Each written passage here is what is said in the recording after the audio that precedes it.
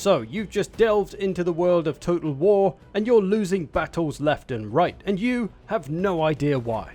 You may have done the tutorials, but honestly these aren't great because they leave out a lot of important information.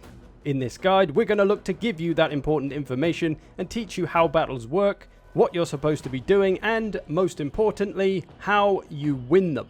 Understand though that there is a lot more to it than what this guide can give you unless it was 5 hours long, but hopefully you should at least walk away with a decent understanding of how battles work in Total War Troy. So, shall we? So, Total War Troy is all about the infantry primarily. This is what most of your armies will be made up of. There is some cavalry, chariots, missiles, but mostly it's all about the infantry. There are many different kinds with many different roles on the battlefield, so we need to try and understand them. The first thing to pay attention to is the weight class of the unit. You can have light units like these hillmen, medium units like these shielded spearmen, or heavy units like these armoured spearmen. This class will give the unit certain strengths and weaknesses. Light units obviously don't have a lot of armour on, but are much faster as a result, and thus more manoeuvrable, more mobile, and better for flanking. They won't do so well in a prolonged fight though, especially if it's against heavy units that are extremely tough. That brings us to heavy units that are at the opposite end of the spectrum. They have lots of armour on and are very tough, but are much slower as a result, which makes them not so good at manoeuvring or flanking, but fantastic for holding a line and fighting. And then you've got medium troops, who are, as you might expect, somewhere in the middle of light and heavy. Some of these can be good fast flanking units like light units, some can be good in melee like heavy units. They're a bit more versatile overall. Now, any information that you need to find out about a unit can be found here on the left on the unit card. Everything we want to know is right here. At the top we kind of get the shortcut to everything. It'll tell you what kind of role they have, what their strengths are, if they have any big weaknesses. Then we've got HP, which is self-explanatory. Unit and entity size, this basically tells you how many men are in the unit and whether they're classed as large or not. Now to the important stats, beginning with armor. The higher this number is, the more armor a unit has on. The more armor they have, the more chance they have to block certain kinds of damage. Obviously, the more armor they have, the tougher they are and the better they can survive. They may also have a shield which can block a certain percentage of missiles. You can see 60% on these. That's a pretty huge block chance which can help keep them alive and keep them fighting for longer. And then we have morale, possibly the most important stat of the bunch. This is a unit's mental toughness, their willingness to fight and how long they can do it for before they get scared and run away, basically. If this hits 0 for a few seconds, a unit will rout but will probably come back. Then we have speed, which is fairly obvious. This is how fast a unit can run across the battlefield. This is where you'll notice that light troops are very fast and heavy troops are very slow. On to melee attack, the stat that determines how much damage your unit can do. The higher this number is, the higher a chance they have of landing attacks, which ultimately increases damage output. And then we have melee defense, which is how well your unit can avoid attacks. The higher this number is, the better the unit is at surviving, basically. They'll be able to fight for longer and not take damage quickly. And then we have good old damage itself, which is broken up into two main parts: weapon damage and armor piercing damage.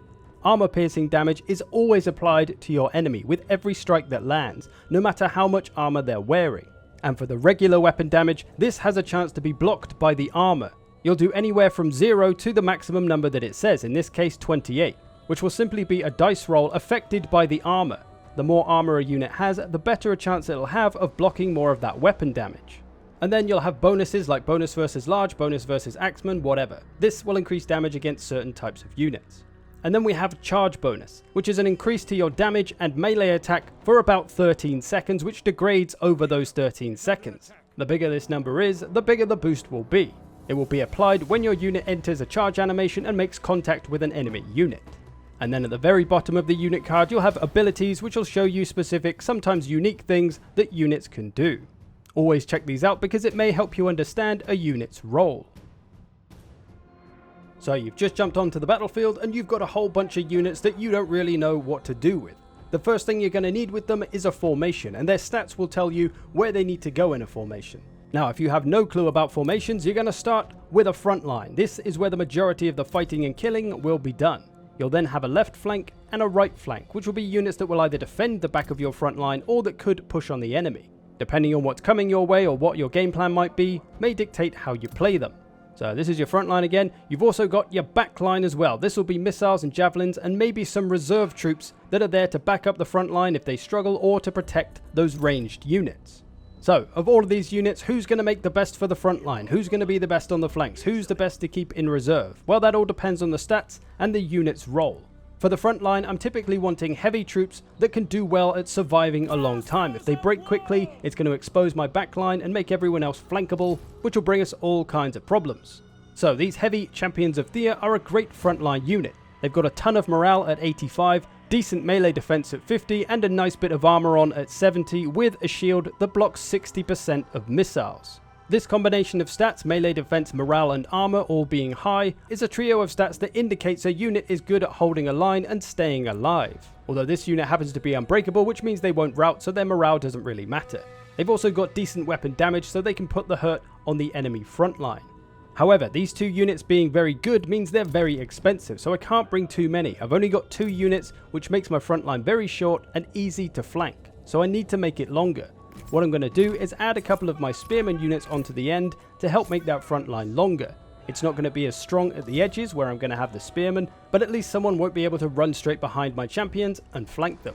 These spearmen aren't too bad though, they have the decent melee defense, their morale's not so great but not bad, and some armor and a shield on, so they'll do okay, nowhere near as good as the champions though. Damage output also not great, but they'll do better at holding off anything large that may come our way. So that's my front line. It's fairly sturdy, not too shabby at all. Now I need something to protect the flanks. I've got some more of these spears that I'm going to put a little bit wider and a little bit staggered back from the front line. These are going to be looking to protect the edges. If anything tries to flank me, cavalry, chariots, fast light infantries, they'll be there to stop them. These kind of units have a bonus versus large as well, which means they'll do a little bit extra damage against anything classed as large, which is cavalry, chariots and giants primarily. So while their frontline units are attacking yours, they may try to get behind you with all of their flanking units, whatever they may be, and they'll try to get into the back of your front line, which is very, very, very bad. So this unit out on the flank left or right will be looking to stop that from happening. You can of course have more than one unit for this. And then we've got our missile units, in this case 2 units of bowmen. I'm going to put these behind my front line. You could start them out in front if you wanted to and keep them on skirmish mode so they run away when anything gets near them, but given the pace of Troy battles, best off usually keeping them behind. And then I've got this strong unit of renowned Thean spears. They have decent stats all across the board, as well as a bonus versus axemen, swordsmen and large, so they can fight pretty much anybody and do alright. I'm going to keep this unit at the back of my army in reserve. It'll be flexible to do what's needed depending on how the enemy attacks me. I could just stay back here and protect the archers, I could bolster the front line if they struggle, or if there's a lot of chavs and chavs. Definitely gonna need some spearmen if there's some chavs. Don't get flanked by the chavs, guys. Anyway, excuse my British joke. Chariots, if there's lots of chavs and fuck off. If there's lots of cav and chariots, you may want to bring the spearmen over this side to support. For the chariots themselves, these are mostly an offensive unit. You'll want to use them to push on the enemy and to advance on their flanks and try and get behind them. Or you could simply charge through their front line if you're feeling brave.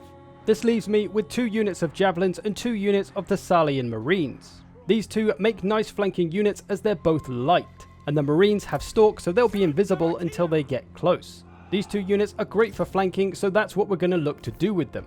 Just going to get them in a little bit of a formation so the spears can kind of protect the Javelins, and then we're going to hide them in these bushes and trees over here, which could help set them up for a flank. Obviously the Marines don't necessarily need to hide, but the Javelins do. You can see the little eye icon above the unit card to know a unit is hidden. I could bring them out a little bit wider here when the battle starts as well. I could bring them right to the edge here, which will make it easier to flank behind the enemy army, get those Javelins shooting things in the back, because we don't want to shoot anything from the front with all those shields. As for the Marines, they'll do great at flanking units that are fighting somebody else, attacking them in the back as they're very fast. They'll be able to do that. 55 speed, that's pretty damn quick. Good amount of weapon damage as well, and a nice charge bonus. But because they don't have a lot of armor on, they don't really want to take charges from other units. So this is why we don't use them on the front line. Our Javelins, as I mentioned, these are very good because of their armor-piercing missiles. If a unit has heavy armor on, it won't matter when one of these Javelins hits them. They'll do a good amount of damage either way. The downside though is that they have a short range. So there you have it, a decent formation to set your army up in. You need a front line which is going to be strong fighting troops that can survive well. Then you've got your troops on the flanks which will help defend the front line from anything trying to get behind them. And then your back line which might be missiles or reserves. And then these other units out on the flank which could also be classed as flanking units, but these ones are going to be a bit more aggressive unless maybe they'd be better off staying back to help support the main army. So if you have no idea how to set up a formation, start with something like this. Of course, if you're at the start of a campaign, you won't have that many units to choose from, so you can do this, but it'll be a lot simpler and you may have a lot of light units or medium units even as your front line, but that's okay because it's the start of a campaign, you won't have that many options. But campaigns are a great way to introduce the units to you slowly and to help you learn them. And then of course you'll have your big fella, your general or hero. These will typically have really good stats like Achilles' crazy strength here and a bunch of abilities to determine their role and how they really want to be used. Some will be better fighting in crowds, some will be better at taking on other heroes, some are better at fighting from range. They all have different roles, you just need to learn where they need to be applied and where their abilities can be useful as well. They can kind of act like a reserve unit going where needed. If your front line is struggling, your hero can go and help. If your flank is in trouble, your hero can go and help. Maybe something's flanked behind you and they're in trouble. Guess what? Hero's going back to help. So once you're into the battle and you've set up your formation, the next thing to worry about is the terrain, the very land itself, and how you can use it potentially to your advantage. There are many different ways to fight on a battlefield. How you want to do it all depends on your army, your game plan, and how you just simply like to play. I could bring my army up here, right up to the edge of the deployment zone, and just get stuck into the enemy as quick as possible, just charge into them, they'll charge into me probably, and we'll just duke it out in the middle. This is the simplest form of battle. We could try to get a little bit more tactical though, using some of our faster flanking units. I've got the same army setup as I had just now, and I'm going to take my Javelins and Marines and put them in this little bit of forest here, hidden out the way, where they should be able to get some good maneuvering going. So I'll bring the main part of my army down to meet the enemies, they'll come to me, and the focus will be there. All the while, this little flanking party will be moving around the edges to get right behind the enemy to give them a nasty surprise and a great dirty flanking. I could maybe though try and play more defensively. Fall back a bit and try to hold this hill, make the enemy fight uphill. I could make a kind of choke point here with this little rock face and this little rock face. They'll have to go out wide to try and flank me, so I can hold this little middle ground, all of this, quite easily, let my missiles fire away, try and get my flanking units. I could leave my boys over there, let them come in from that side. I could bring my chariots over the left. There's all different kinds of options, but we're playing more defensively rather than aggressively charging at the enemy. Or I could maybe try and set up a bit more of a trap. Try to get the enemy to come up this hill to face me about here. I can use a bit of protection from this rock face, a little bit on the other side as well. So the enemy army will march towards me, it'll come up this hill, it'll come up and start attacking me all over here. And then what I can do with my little flanking party here is bring them all around. I could even put them in this grass here perhaps. Try and hide them in the grass for a cheeky little flank. They can dive out of this. Once the enemy is engaged and committed, we can charge this out for a cheeky surprise and force the enemy to react quickly, hopefully causing some disarray in their army. So these are just a handful of ways that you could fight this battle. Charge down and fight the enemy, stay back, play defensive, use some tactics on the flank, try and lure them into a trap, all kinds of different ways, and it all depends on how you want to use the terrain. Of course, there's all different things. We've got the little rock ledges, we've got trees, we've got light grass, we've got mud, all different things that you can take advantage of on the battlefield to give yourself an advantage. But of course, the enemy might try and do the same to you. So get yourself in formation, check out the terrain, and then it's battle time. So I'm coming into this battle with the same army I've just been using in those previous examples. Let's see what we can get done with it in an actual fight. So same setup as before, spears on the flanks, champions in the middle, bowmen in the back line, and some spears in reserve. Got my little flanking party of javelins and marines, and then chariots over on the left side. Now I've chosen a flat map to keep this simple. I'm going to charge up with my main force, flank around with my little javelin flanking party, and then use my chariots to also flank around, but to try and get more after the missiles. That is, any bowmen, javelins, or slingers that they may have back there. As for the AI's game plan, well, they don't really have one so much. They pretty much just barrel at you in a random formation. So you just need to adjust your units to try and get good matchups with them. And that's what the game is all about. Getting good matchups with your units that you're going to win. If you're in bad matchups that your units are going to lose, and you keep losing all of those matchups, of course, you're going to lose the battle. Some things are a bit risky, like my little flanking party here. These javelins are a bit exposed. These marines aren't the best protection for them, but hopefully working together, they'll be able to get some stuff done. So the first order of business when coming into a battle is to check the units that are coming towards you and to see if you're going to get good matchups. If you're new, you may want to go into slow-mo or even pause the game to check it out and learn where you're going to win and lose. The more you play, the better you'll get at this, and you won't need to pause. So I know that I've got tough champions in the middle and some spears on the edges who are still tough, but not quite as tough, not quite as damaging as those champions in the middle are going to be. So checking out the matchups that are running towards us, there's 2 Dardanian spearmen. If we look at their stats, you can see they're kind of similar to my spearmen, so that'll be a fairly even fight. There's 2 units running towards me, I've got 2 units over here. This will be a fairly even and grindy fight. In the center, I've got my 2 units of champions. What's running towards them? 2 units of coastal axe fighters. These aren't very strong and aren't really a worry. They're a light unit, they don't have a lot of staying power, especially against my champions. Then there's these renowned Dardanian sworn fighters. These are a little bit more of an issue. They got a lot of morale, good melee attack, okay weapon damage, but mostly a big charge bonus, which means on the charge they are going to hurt a lot. So they could be pretty dangerous to us, but because we're meeting them with champions, we should be okay. Then further down the line, we've got some more Dardanian spearmen and some more coastal axe fighters. So again, that's not a worry. We've got our spearmen and our other spearmen. Those 2 units should be fine. Our front line looks like it's going to be in some good matchups. So we can kind of predict what's going to happen. We know we've got some good matchups here, so we're probably fine. One of the units of champions is going to be okay, but the other one might have a little bit more trouble. We'll have to see how they fare. And then our 2 units of spears will be fine as well. So we can kind of predict what's going to happen just by looking at the stats and the types of units and whether they're better than ours, basically. And if they are, we need to do something about it. For my chariots out on the left, I've had them pushing up to get behind and start flanking, but they're getting shot at a little bit, so I'm going out nice and wide. Few units back here that could be problems if they get into my chariots, but we'll try and avoid them.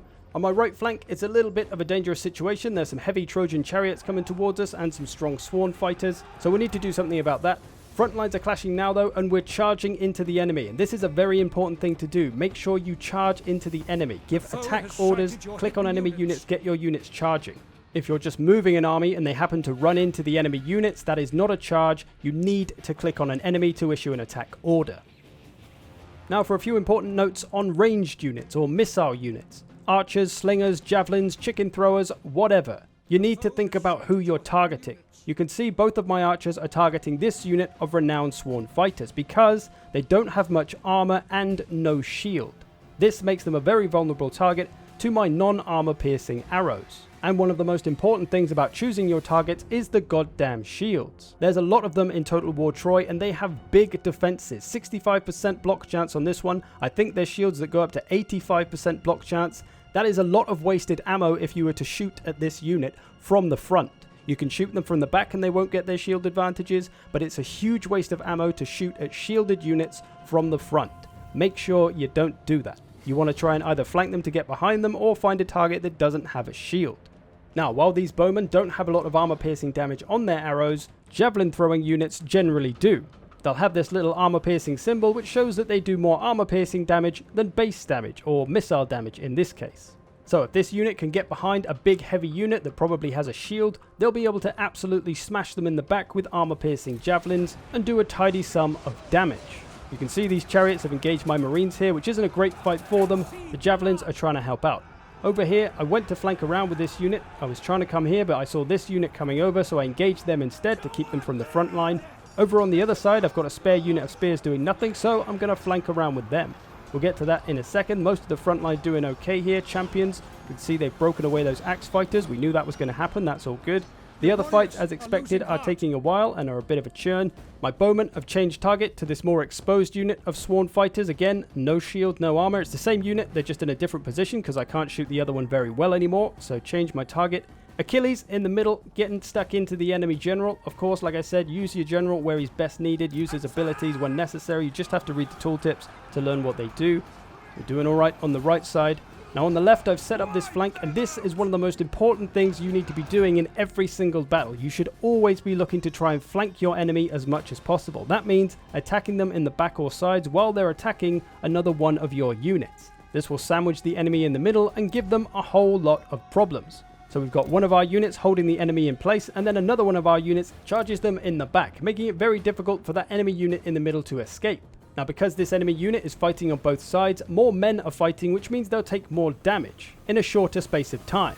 But the big shock here is to the enemy morale. Look on the left, the attacked in the rear penalty, minus 20 morale. That's pretty huge. And it means that we're going to be able to break this unit sooner because we've got that big penalty on them. And the more damage units take quickly, the more morale penalties they'll incur. So always look for those flanking opportunities to break enemy units quicker. Now, speaking of flanking, it's also fantastic for chariots, cavalry, and fast infantry. This kind of flanking is going around the front line to get to the back line to mess them up, harass them, and simply ruin their lives. As you can see, these chariots are about to do to these Dardanian bastard slingers. Now, because of the speed of these chariots, these boys aren't able to outrun them, so they're going to get caught and mowed down. They might be able to outrun some infantry, but cav and chariots should be just fine. Now, over on the right side, I've caught this chariot in a bit of a sneaky trap that kind of happened accidentally, but it's certainly a strong tactic that works against the silly AI. I've got one javelin unit on one side of the chariots, and on the opposite side, another javelin unit. What it should be doing here is picking one of these units and just charging at it, but instead it's allowing my two units to cover each other. When it charges at this unit, I'll shoot it with this unit. When it turns around to charge at the unit shooting at it, I'll turn around and shoot it with the other unit. So they really can't win, and they just get stuck in the middle. A chariot really should just be running down one of these units and they'll get rid of them pretty quick. Chariots though should always be kept moving and not left in prolonged combat because they don't have great melee defense. All this is here is just dumb AI really. So hopefully this teaches you a bunch of the battle basics that maybe you didn't learn in the tutorial. You're going to need a front line, you're going to want to look to flank wherever possible, or to protect your own flanks, depends how the enemy army comes at you and what your army composition is. Make sure you focus smart targets with your missiles, don't waste anything blasting on shields. Use chariots and cavalry to flank around and get after missile units. If you can simply keep them moving and stop them firing, that's good work. Always look for those flanking opportunities where you can sandwich an enemy unit in the middle, you'll get those big morale penalties and hopefully break them quicker. You can do the same thing with cav and chariots as well. Those are very powerful for that, especially as they're a lot faster. And one thing I should definitely mention a bit more is to keep your general alive. Your general is very important. Your hero, if he dies, will give a big permanent morale penalty to everybody in the army, making it much harder for them to fight longer, especially into the late game of a battle. So keep an eye on them, make sure they don't fall into terrible situations, and if they do, get them out of them. Make sure your hero stays alive. But for the most part, the battle is won by how well you use all of your units, all of your infantry, any cav, chariots, whatever. Use them well and you win. Put them in bad matchups or let them get flanked and you're probably going to lose. Also understand that all factions have different playstyles and strengths and weaknesses. They're not all the same. For example, Thea has a lot of different kinds of infantry. Lots of light, lots of medium, a bit of heavy, but a bit of everything. So you got lots of choices and ways to attack. Generally a more offensive playstyle. You got a bunch of different missiles as well, javelins, bowmen, got some chariots, got a whole bunch of different kinds of mythical units, so a lot of choices with Thea. For different armies with different units though, it can be a different story. Take Hector of Troy.